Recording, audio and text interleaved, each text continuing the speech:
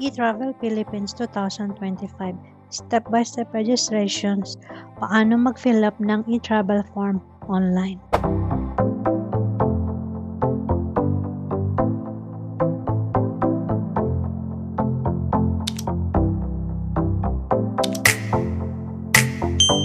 Hi mga ka-Visa Journey!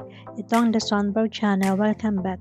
Kung plano mong lumipad papunta o palabas ng Pilipinas, siguraduhin mong mapanood mo tong video hanggang dulo kasi ituturo ko sa iyong step by step kung paano mag-register sa eTravel Philippines online. Reminders, iwas scam gamit ang updated 2025 process. Disclaimer, ang video na ito ay base sa aking experience kung paano ako apply ng eTravel Philippines online at sa request din ng aking subscriber na gumawa ako ng tutorial kung paano kumuha ng eTravel Philippines ngayon 2025.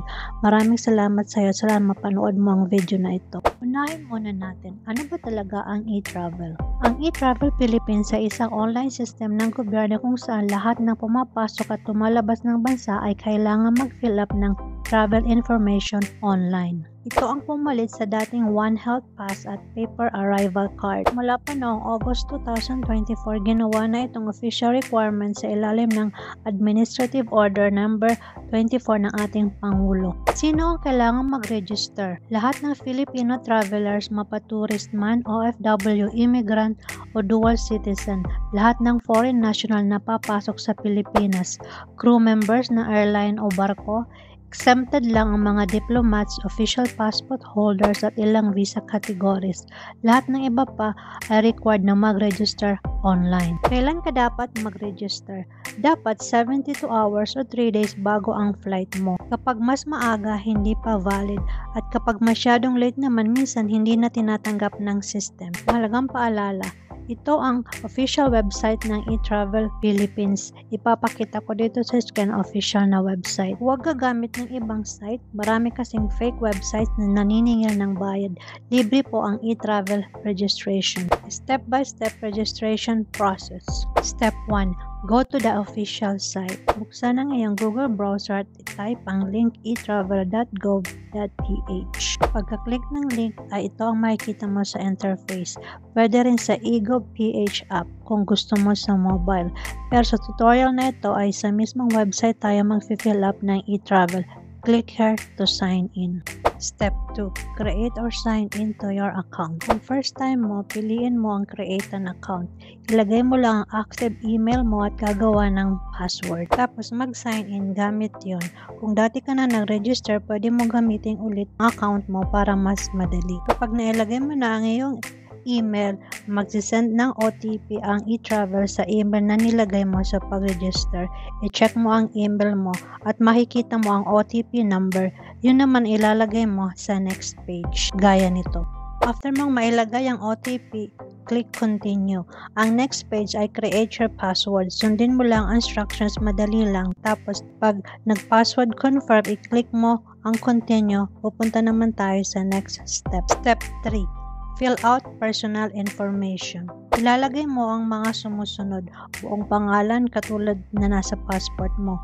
Date of birth, gender, nationality, occupation, kung ano yung trabaho mo, passport number at an expiry date. Important tips. Double check ang spelling. Dapat pareho sa passport. Siguraduhin valid pa ang passport mo ng at least 6 months. Kailangan mo rin mag-take ng selfie or upload ng photo dahil hindi mag-proceed sa next page ang application kung may kulang at makikita mo ang red na trash can icon. Ang ibig sabihin nito ay required o kailangan. Pagkatapos mag-fill up ng personal information ay click continue. Step 4. Onboarding permanent country of residence. Sa step na to, ilalagay mo ang kompleto mong home address dito sa Pilipinas. Pagkatapos mo ilagay ay click continue. Step 5. Onboarding summary. Sa page na ito, makikita mo ang onboarding summary. Check mo kung tama lahat ng nilagay mo na personal details. If okay na, i-click ang submit.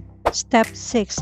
Travel registration. Sa step o page na ito, basahin mo ng maayos bago ka pumili. Ang unang box ay for me or user. Ibig sabihin, ikaw ang nag-a-apply ng e-travel.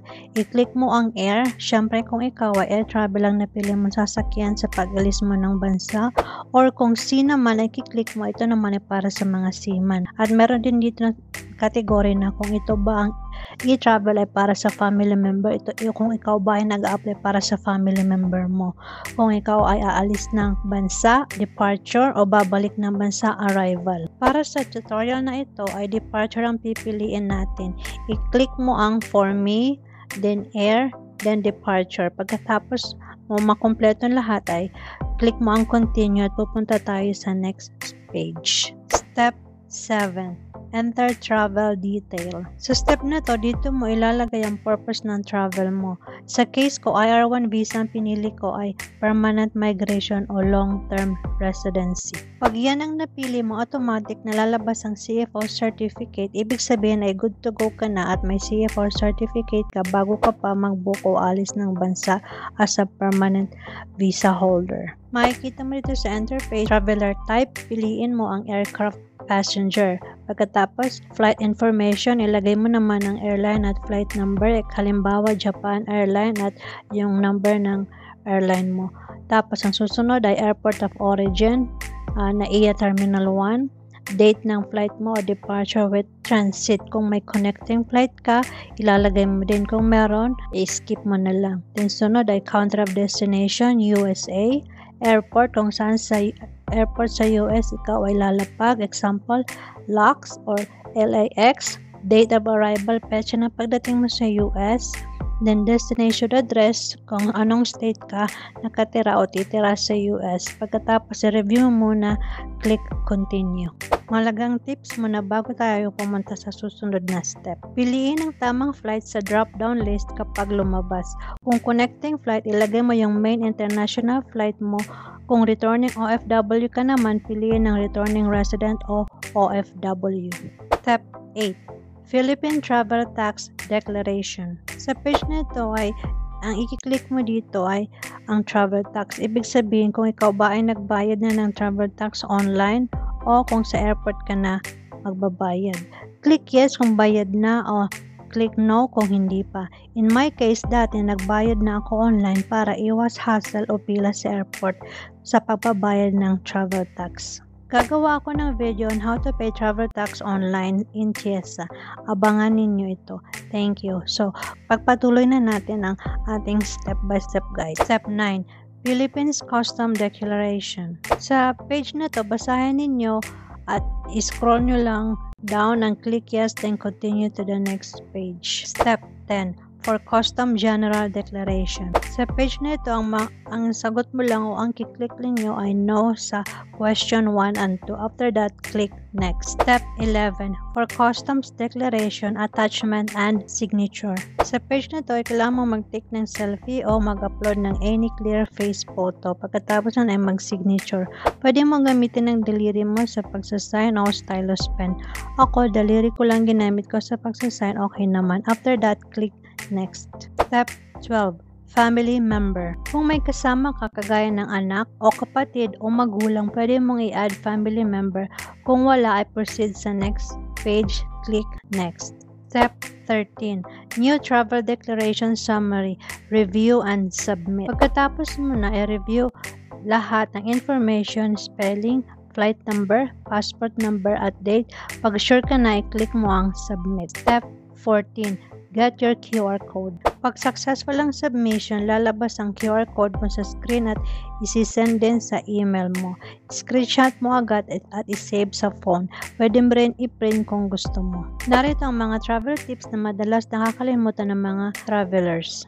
Gumamit ng parehong email sa lahat ng registration, mas madali mag-retrieve ng QR code. Screenshot agad ang QR code kasi minsan di pumapasok sa email inbox o i-print out lahat gaya ng e-travel QR code, CFO certificate at itinerary. Yan ang mga ginawa ko nung ako ay paalis ng Pilipinas. Huwag mag-register ng sobrang aga ng e-travel. Within 72 hours lang ang dapat bago ito gawin. Tanggalin ang space sa flight number gaya nito.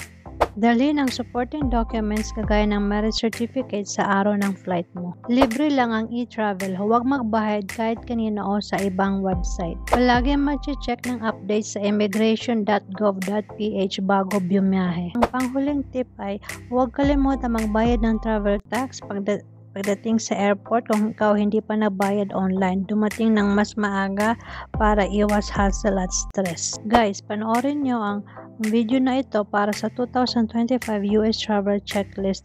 Ito ang mga documents na dadala ninyo sa araw ng inyong pag-alis. Ililink ko dito sa screen ng video. So, ganun lang kadali mag-register sa eTravel Philippines online. Libre, mabilis at makakaiwas ka pa sa mga hassle at fake websites. At shoutout na rin sa nag-comment para gawin ko ang video na ito. Salamat sa iyo. Kung nakatulong itong video, huwag kalimutang i-like, i-share at subscribe para sa iba pang travel at visa guides tulad nito. This is the Swanberg channel. Marami pong salamat sa panonood at sa mga nasa-subscribe. Thank you and God bless.